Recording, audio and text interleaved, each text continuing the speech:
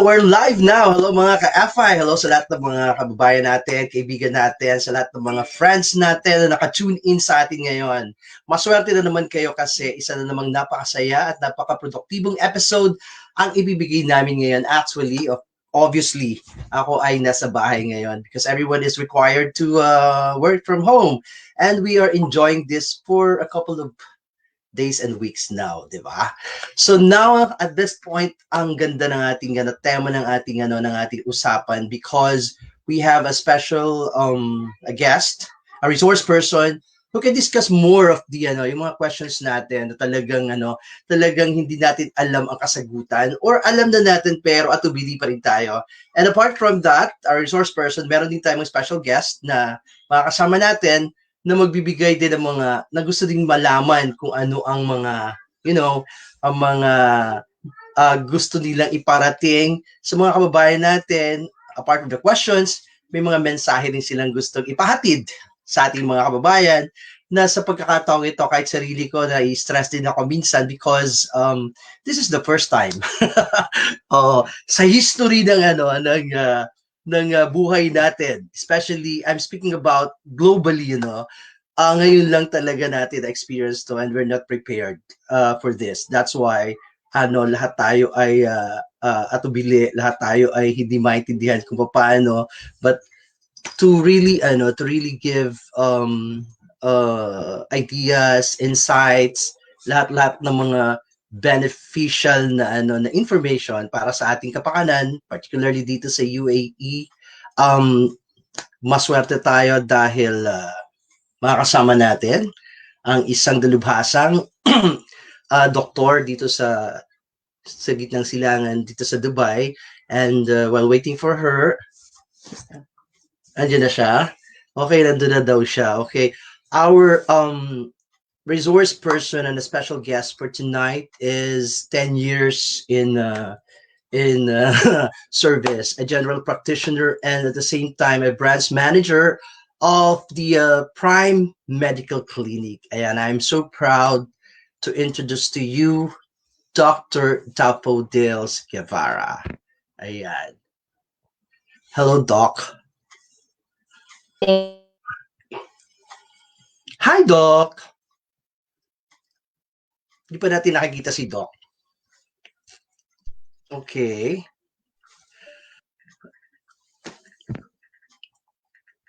Meron tayong konting technical problem, but let's try to invite. Hi, Doc. Can you open your cam po? Because we are now live. Naririnig kaya tayo ni Doc. So I think yung camera mo, Doc, naka-close. Okay.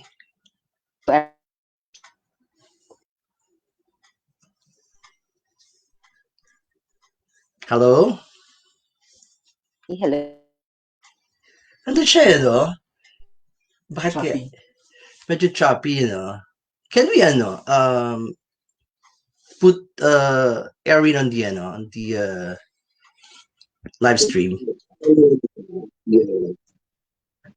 Hi! Thanks for waiting. Hi, Mr. good evening. One of our leaders, organization leaders, ayan, nasa nasa live natin ngayon, live stream. Kamusta, sir, ang inyong pagiging nasa bahay lang? Well, of course, kaka-bored, but then it's a right thing to do kasi kailangan natin makaiwas sa lumaganap na virus sa labas. So, it's Correct. better stay home and be safe.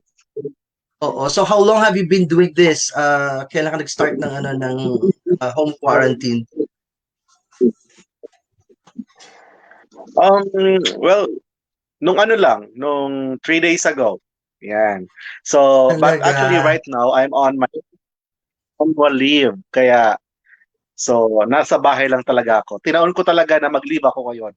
Talaga? So, what are the activities that you do to consume the time?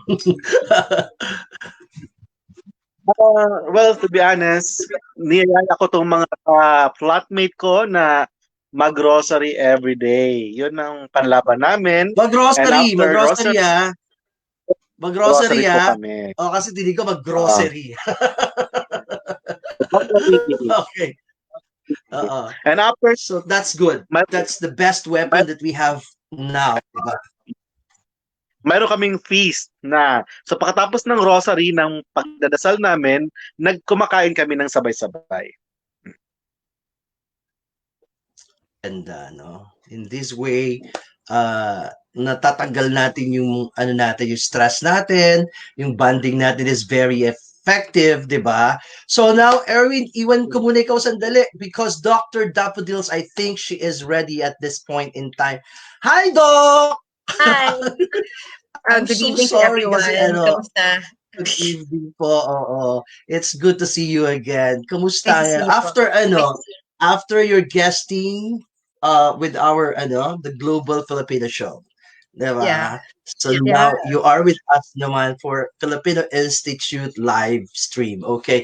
So Doc, kamusta ang buhay natin? Kamusta ang inyong work? You're from work right now, Yeah, I diba? just came from work and Okay. good. Everything's good so far. Everybody's healthy so far. Okay, So far salamat so sa good. Diyos.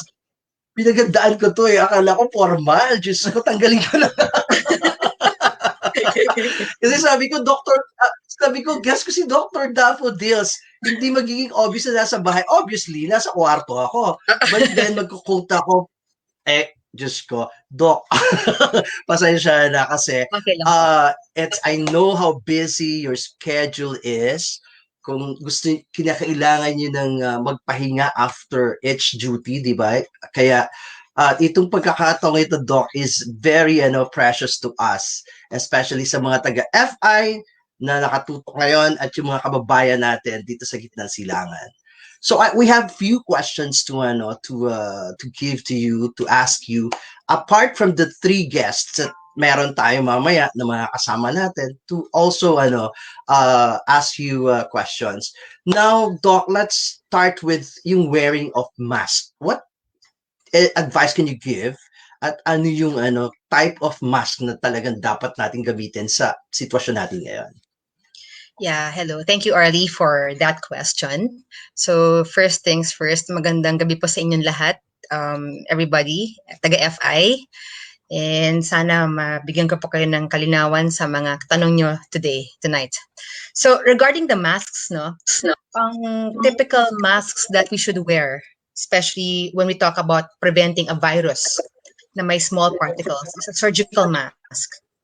If you can get hold of a surgical mask, yun na po ang the best protection you can have right now. When you say surgical mask, yung wala lang akong sample right now. Oh, yeah, I have a sample. Wait. Hang in there. Okay. Kasi what I have been with me, this kind of mask. Pwede natin paakyatin ulit siya, para maganda yung interaction natin. Si Erwin.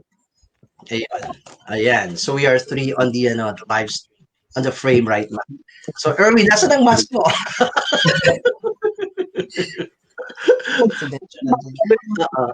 Let's go. Papasukin din natin.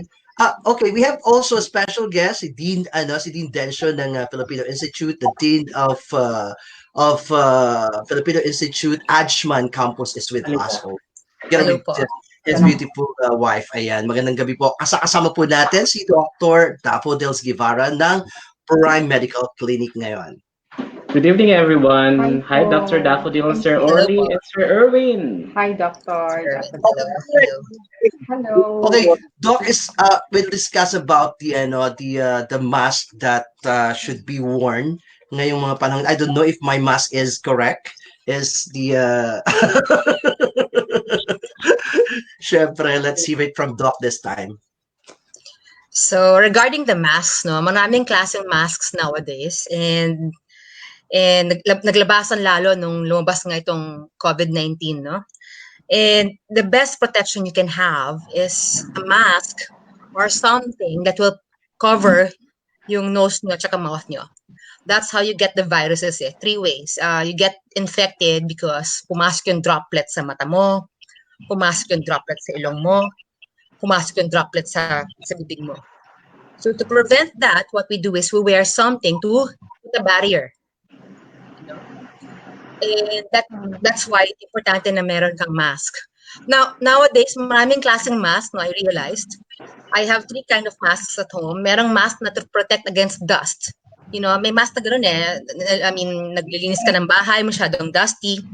May mask na you can wear, napakanipis, just to prevent dust from inhale mo. Well, that is good for dust. Ang problem lang with that kind of mask is it will not protect you from inhaling yung mga droplets ng COVID. So, ideally, you would want a surgical mask na 3-ply. When you say 3-ply, 3 layers. And which you should wear correctly also. Okay. Yun lang. So this Now, the surgical mask we mask, have, no? Okay, Yung go mask ahead. N95. It's called N95. Mhm. It's also good. Actually, it's one of the best. It's what's being used by the healthcare workers sa hospitals to protect themselves.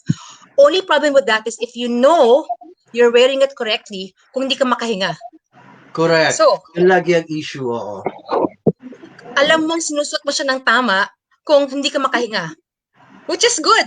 But to wear it prolonged, mahirap yun hindi ka makahinga. It can cause breathing difficulties. Okay. Thank you very much. Anyone from our guest to ask Dr. Guevarra right now? Erwin? Hi, Doc. Good evening. Good evening. Hello. So basically, like, since maingay ngayon yung COVID-19, parang nagkataon rin po na flu season ngayon. So, from winter, napapunta tayo ng spring. So, parang nagkakatugma yung performance ng COVID sa normal. Pag magkakaroon ka ng sore throat, pag magkakaroon ka ng sipon. So, ano sa tingin mo po ang pwede na payo sa mga tao na That's a good question. bigla na lang parang pag nagkaroon maganon, ubo, ay baka mayroon kang COVID. Parang ano sa tingin mo pwedeng ipayo sa mga tao? Okay, thank you, Erwin. It's napaka-importanting question yon kasi lately, dumadaming pasyente sa clinic kasi lahat talaga takot. Konting ubo, nasa doktor, Doc, may COVID na ako. Doc, may sipon ako. Doc, nahirapan ako huminga, may COVID na ako. So, and I cannot blame anybody. Totoo yun. Everybody becomes so concerned. Everybody becomes a little bit paranoid also. Even I'm paranoid. Pag feeling ko may lagnat na ba ako? Meron na ba ako? And it can happen and I can't blame anybody for this. Ang problem lang sa COVID is it came at a time in Dubai na it's flu season. Flu season talaga. Maraming pasyente, forget kung walang COVID, ang dami talagang pasyente kasi may ubot sipon, change of weather, you know, and unfortunately this COVID came, which kind of complicates things kasi sometimes the normal flu-like symptoms can actually be COVID. So what's happening is may konting difference, may slight differences between flu compared to, let's say, somebody with COVID talaga, COVID infection. And usually, COVID attacks the lungs. As in, attacks niya talaga, ang common serious complication ng COVID-19 is a pneumonia. Bilateral interstitial pneumonia. Magkakaroon ka ng pneumonia. So, sometimes, kala mo lang pneumonia, but where in fact, it's COVID na. So ang 3 main symptoms ng COVID-19 infection is actually fever, shortness of breath, tsaka cough, dry cough. And unfortunately, those 3 can actually happen to somebody na walang COVID. So that's what's causing the panic today, unfortunately. I see. Salamat po sa ganun. Tapos po, alam mo, siyempre, updated tayo sa mga nangyayari, lalo sa mga social media. Parang narinig kami or nabasa kami na isa sa mga update na wala naman siyang history ng sickness niya, wala naman siyang history ng travel, sa loob lang siya ng bansa, pero nagkaroon pa rin siya ng COVID. So, ano sa tingin mo po ang dahilan po, Doc? See, right now, may lumalabas na cases na tinatawag na asymptomatic cases na super spreaders. See, at the end of the day, no, this COVID-19, hindi po natin alam lahat ng, a lot is still unknown about this virus, and every day we learn something more. What we realize kasi is sometimes, there are three kinds of ways to spread this virus. One is surface.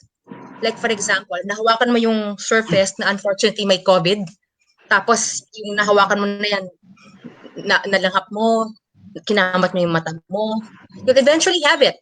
So kahit wala kang travel sa ibang bansa, kahit wala kang kilalang may COVID infection, tapos unfortunately may droplet kang nahawakan na COVID and nagkamot ka ng mata or nahawakan mo yung mukha mo, you end up with the infection itself. So that's a bit of a problem. So that's why very important talaga na no matter what happens, you have to always wash your hands. Wash your hands. Don't wash your hands. Yes. Thank you very much, Erwin. Let's hear it from Dean Dennis this time. And kasama ni Dean Dennis ang kanyang Mrs. na si Tita Pearl. Ayan. Hi. Good evening. Hi, good evening po Good evening po. sa inyo, Sir Orly, Sir Erwin, and of course, Dr. Daffodils. Thank you for this opportunity. Isa sa tanong po namin, I would like to raise this question para doon sa mga kababayan natin who are staying sa partition or bed space. Ano po ba yung measures or tips ma-advise natin sa kanila to avoid of getting the virus? Okay. Good evening po, Kuya Danshin, Ate Pearl. So, see, good question kasi here naman sa atin, we share accommodation with people here sa Dubai. So, ideally sana self-distancing, no? Yun ang importante. The key to prevent to prevent infection is self-distancing. It's called social distancing of 6 feet. Ang CDC and WHO recommends 6 feet of distancing to prevent infection. Now, the problem with Dubai is we share accommodation with people, with friends, with family, with colleagues. So it becomes less ideal. Pero pwede pa rin eh. It's a range actually between 3 feet to 6 feet, 1 meter to 2 meters.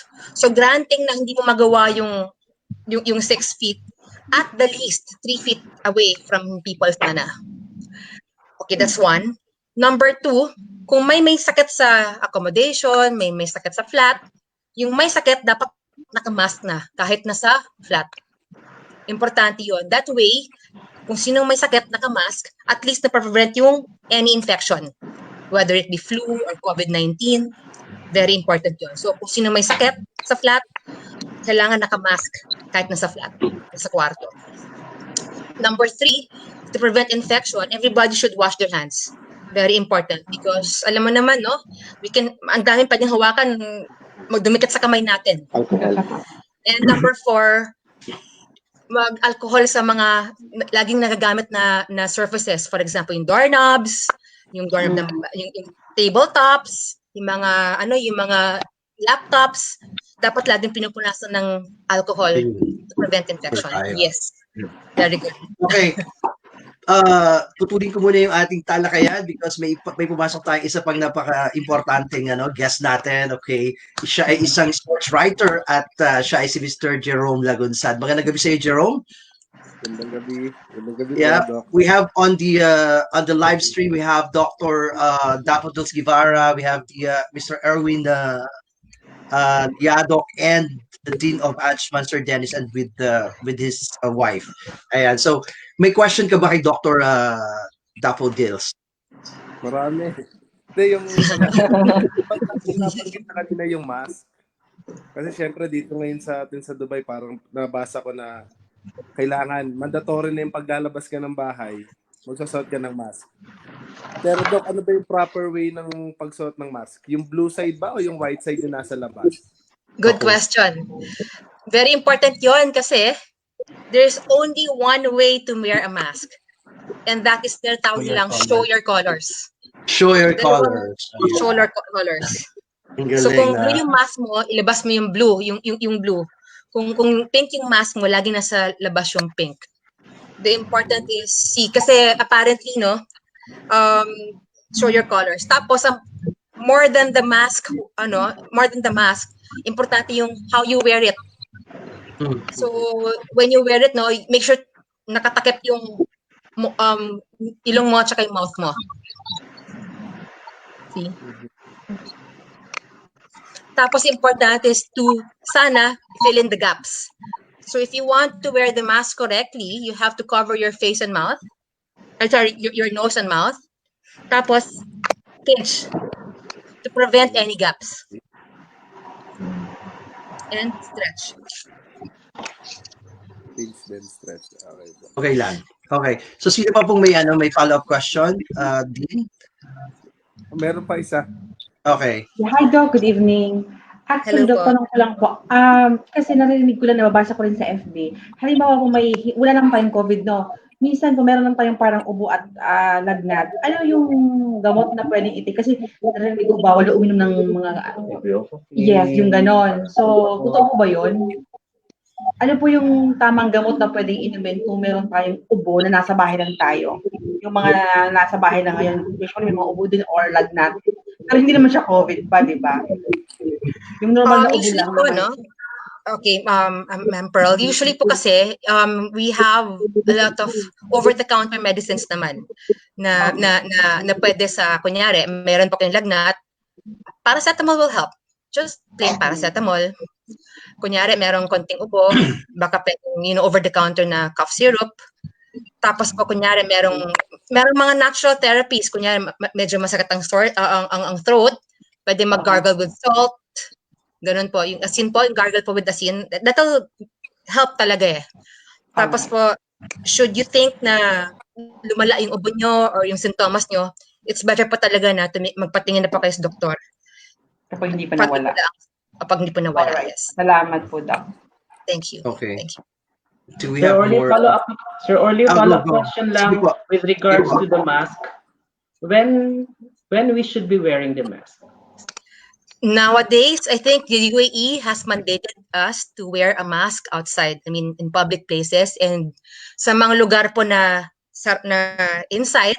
Kasi medyo nagka-issue yun eh. Dapat daw nakasuot pa rin ng mask sa loob ng premises. I think what they meant was, nasa loob kayo sa maraming tao, sa loob ng isang enclosed space na maraming tao, it's still better to wear a mask. So, Especially if it's crowded, Doc. Yes, very important po yun. Hindi maiwasan crowded eh. Metros, grocery stores. Importante pa rin to wear a mask. Okay. Maraming salamat sa ating 200 plus na viewers right now. Bago ko bato ang susunod nating opportunity, we would like to welcome the messages that you are sending us. Baka may time basahin yan, but for now, Erwin, do you have more questions?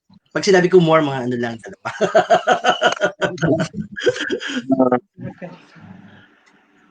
So far, like, sa dami nating ginagamit ng mga sanitizer, mga alcohol, parang mafe-feel mo, nakikita mo na nagkakatuloy pa rin ng mga, pulbos sa kamay.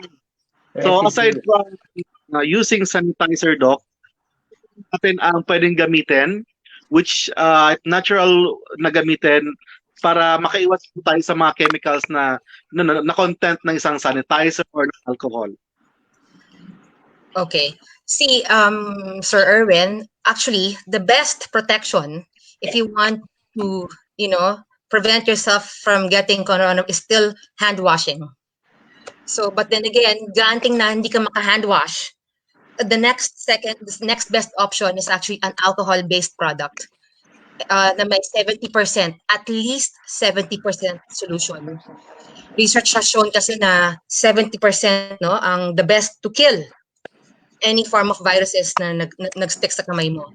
Now, may mga alcohol na binibenta, mga 40%, 30%. While it's still okay, it's not as effective in killing all the germs. According to the WHO and CDC, still an alcohol-based is 70% solution is still the best in battling this disease. Now, Okay. ang problem lang kasi talagang nakaka-dry. 70%, the higher alcohol content nakaka-dry. Pwede na mag-lotion. Ayan. Mag-lotion So, after. Doc, kasingit ako, you mentioned about the World Health Organization, the WHO. This WHO labeled coronavirus as pandemic. Can you explain to us what does really pandemic mean? Okay, when you say kasi pandemic, it means it's affected large groups of people, the whole world. Hindi lang kunyari US lang or Asia lang. You're talking about something that has caused a health concern across the world, across the continents. Kaya naging pandemic. See, so yun yung definition ng WHO. Oh, thank you very much. 80% of Dubai orders 80% of the private sector employees to work from home. Ngayon, no? So, the 20% is still working. So, I just want to ask kung anong advice ang mabibigay natin dun sa percentage na yun na nasa labas pa ngayon. Good question, no? Kasi apparently, we still have a sizable number of people working. See, name it, essential people working in the healthcare sector, working in oil and gas, working in retail, food retail. These people, construction. I heard it's very important, essential to our country right now.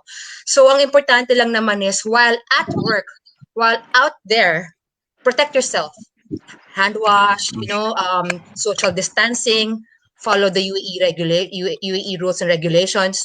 And number two, which is actually for me more important, how you prepare yourself going home. I think importante yun kasi hindi naman tayo mag-isa nakatira. We go home to our flats, to our friends, to our families. So importante na we sterilize ourselves, So sana pag uwi, wala kang hawakan, diretso agad sa washing machine, itapon niyo lahat yung mga clothes niyo sa washing machine for laundry, maligo agad. With soap, of course, para Okay. lang, to sanitize yourself also. So, ang kukumpleto sa natin sa live stream natin ngayon, papasukin natin, of course, the founding president of the Filipino Institute, Sir Boss G, Sir Gabriel Janrimanto. Hello po, Magandang gabi, Dr.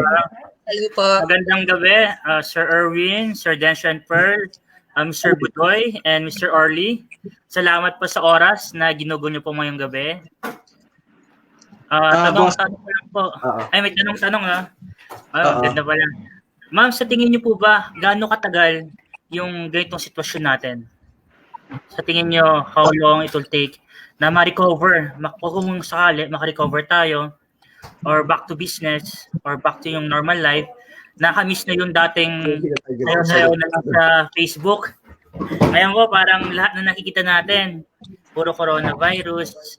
Namiss na po natin yung yung dating buhay. Sa tingin po natin, gaano kaya katagal pag ganito po nangyari ngayon sa buhay natin? So, magandang gabi po, sir. So, good evening po. Ang problem lang po kasi, according to Dr. Anthony Fauci ng US, he's one of the CDC main guys sa pagkontrol ng coronavirus sa US. Sabi niya, it all depends on the virus.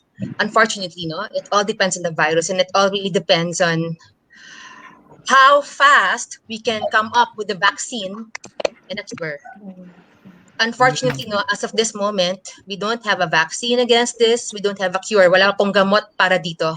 So until such time we actually come up with those two things, we have to deal with this new normal, our new normal. Ito na yung normal. Our new normal. May question po tayo dito from Lay Ramos Kabangsha, no? Doc, after the 14 days quarantine, is it safe to say na wala na talaga yung possibility na may virus na tayo? So, good question, Kasi how this virus works, it's called incubation period. Pag sinabing incubation period, dun mag-manifest yung virus sa katawan mo. So, technical period niya is 2 to 14 days. according to the WHO and CDC, this virus manifests itself between 2 to 14 days. So granting na nag-self-quarantine ka ng 14 days and wala kang sintomas, wala kang ubo, wala kang fever, wala kang shortness of breath, wala kang sipon, we are assuming that you don't have the virus. That explains yung 14-day quarantine eh. Kasi ina-assume natin na by 14 days at wala kang naramdaman, wala kang sintomas, you are, quote-unquote, most probably 99% of the time, free from this coronavirus. Thank you very much. Ayan. Anyone? Sir Densho, Dennis Budoy, Boss G. Last question po. Ano pong ibig sabihin ng flattening the curve? Good question. terms. Okay. See, kasi pa what's happening sa virus, no? It's a curve. It's parang mangyayari. Ang problema sa coronavirus, it's very highly infectious. Meaning one person can infect 3 individuals. Tapos yung 3 individuals na yun will infect 3 more and 3 more and 3 more. So in 1 week's time, you'll affect exponential yung dami ng infection. 1 is to 3. Ang laki-laki. So what's happening is in a span of time, you'll end up with so much. So it's a curve. I mean, yung virus curve na tinatawag is like a bell. Yung bell. So what's happening is people get a lot, tapos eventually, bababang ganun. Now, unfortunately, when you reach the peak of sa kataas-taasan ng madaming infection, ang problem lang ng isang healthcare system natin is overwhelmed. See, what's happened, ano yung ibig sabihin ng overwhelming of the healthcare system? Remember, in one hospital, we have how many ventilators? 10, 20 maximum. Now, if somebody, God forbid, gets sick, kailangan i-ventilate yan eh. Kailangan nasa respirator, kailangan nasa ventilator. So, as the more people get infected, unfortunately, we need more ventilators. We need more people in the hospital. We need more healthcare workers. And you saturate the healthcare system. Hindi kakayanin niya ng hospital. Hindi kakayanin niya ng doktor. Hindi kakayanin ng healthcare system ng bansa. So when you say flatten the curve, to prevent it from getting high, you have to keep the infections to a minimum. Pababain mo. Hindi na magpipik na ganun, tayo mo pababain para maka-recover agad ang healthcare system. Hayaan mo munang maka-recover ang mga ospital, mga doktor, to treat yung mga kailangang i-treat. So if you can keep the infection rate to a minimum, yun yung tinatawag na flattening the curve. As much as possible, wala nang na-infect. Keep the curve low. And unfortunately, what I'm saying, the new normal is social distancing. That explains why people should stay at home. Because see, 1:3. If one person stays at home, me, I won't be able to infect 3 people. Imagine doing that for everyone. So hopefully we flatten the curve. Yun ang ibig sabihin ng flatten the curve. Maraming salamat po. Lagi ko kasi naririnig sa news. Flatten the curve. Flattening the curve. Yeah. Anyone? Kay Jerome or Sir Densho? Early. Sige po, Sir Densho. Dr. Daffodils, the situation is very worrisome. What is the positive statement that you would like to convey to everyone? Thank you po. Actually, question, no? I believe in 4 words. This too shall pass. Mawawala din to. So, trust me, eventually, mawawala din to. So dapat lang talaga have faith, keep your immune systems up, boost everyone's immune systems up, tapos just follow the rules and regulations and mawawala din to. Kaya natin to, tulong-tulong lang. Dasal. Kaya ko. Kaya natin to. Sir Erwin, are you still there? Doc, isa sa mga kailangan natin gawin is to intake vitamin C para malabanan din at mabuti ang immune system natin. So basically, pag ikaw is acidic na tao, do you require still to take vitamin C? Good question. Kasi, see, at the end of the day, no, there are pros and cons. You have to weigh the pros and cons in taking any medication. Right now, I think ang rule of the day is to boost everyone's immune system up. So be it taking vitamin C, eating healthily, sleeping well, stop smoking, So regards to vitamin C, I think it's, no matter what happens, I think it's still okay to take vitamin C kahit may konting acidity. Anyway, if you get an acid attack, you can still have your medicines for hyperacidity. But really, the rule of the day is boost natin mga immune system natin for now. Thank you, Okay, Doctor. Budoy. Last question. Okay. So, Doc, may ilan tayo dito sa katanungan galing sa ating mga viewers right now. Mula kay Pao Antonio Diato, say po ba ang washable mask? See, there are lots of studies, no? May mga studies na who tested different masks sa pagiging efficient niya in battling the virus. Washable masks, it's good, no? But if you talk about its effectivity in preventing the virus from entering in, medyo malit eh. So while it's effective in terms of, let's say, pagtanggal ng dust, pag-inhale ng dust, napakaliit ng effect niya in preventing the COVID in particle droplet from being inhaled. So again, napaka-importante na, again, it's the surgical mask is our best bet. Still our best Okay. Another question here. Hello, good evening po, Doc. Mag-ask lang sana ako regarding nung last year. Meron siyang tuberculosis po, pero ay isang high risk po at isa po ba itong chronic disease? Thank you and keep safe everyone. Yeah, see. Para nagkukonsulta na si Doc. Kasi Okay. sa Italy, no, they noticed kaya mataas ang death, ang mortality rate, ang dami na mamatay eh. As in, more than 2% sa Italy, no? We realized two things. People who die, people who actually have may worst symptoms are those who are older than 60 or immunocompromised. When you say immunocompromised, mababang immune system just because mayroong chronic disease, tama. So you're talking about people na may hypertension, na may diabetes, na may lung problem, tuberculosis, all those things. So it's important na for these people na merong ganitong problema, kailangan talaga doble ingat. Ingat, okay. Laging yun ang ating ano. Doc, last question from our audience. Ay pareho kami ng concern, no? Doc, may acid reflux po ako from Eva Aceron. Pwede po bang mag-take ng vitamin C? Pareho Go kami. ahead. Go ahead po. I believe na not all people na may acidity naman will get an attack sa pag-inom ng vitamin C. Not all. Some will, pero kasi we can still take some gamot naman kontra sa acidity eh. I still believe na a little bit of vitamin C in this vulnerable, critical period is very important. Thank you very much, Doc. Grabe, kulang ang ating oras para sa sa pagkakataong ito kasi ang dami na nating natutunan kaagad sa napakaikling panahon. But I would like also to thank the panelists that we have right now.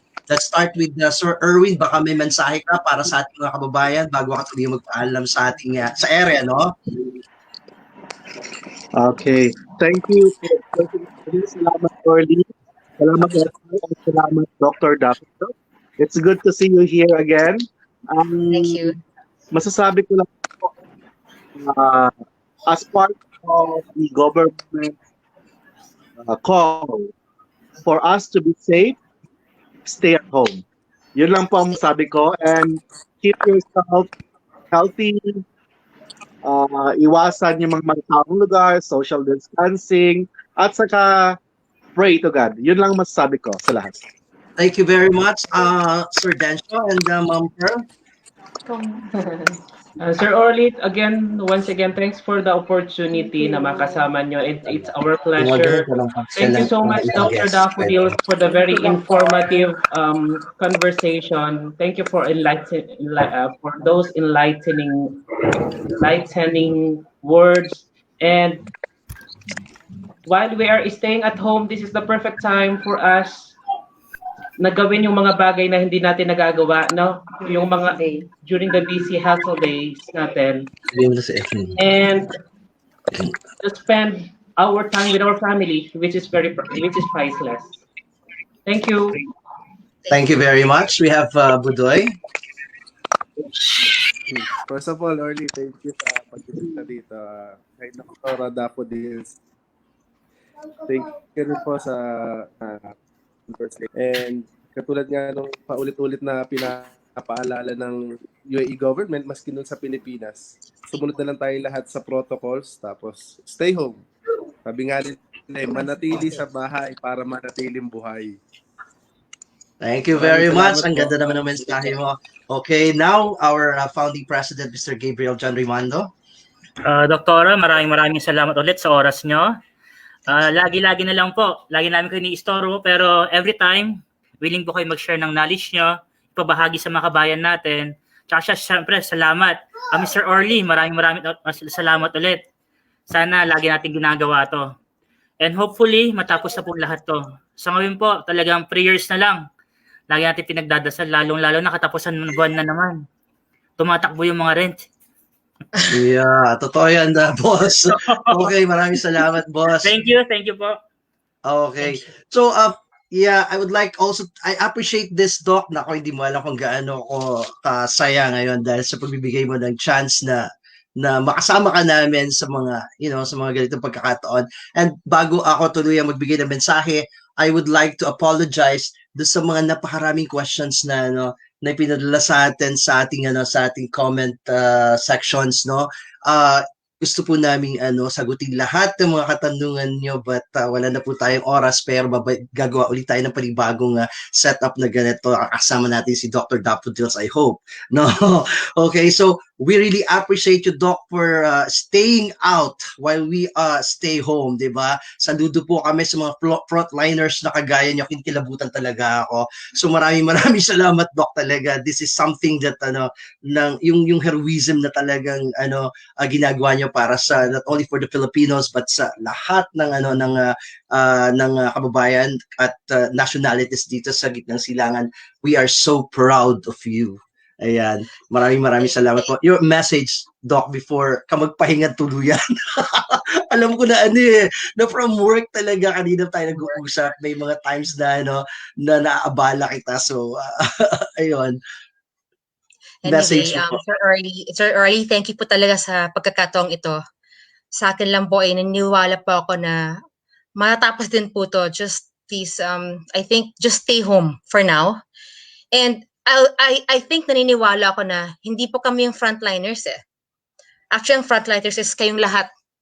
Kami po yung end of the line. Kami po yung last option.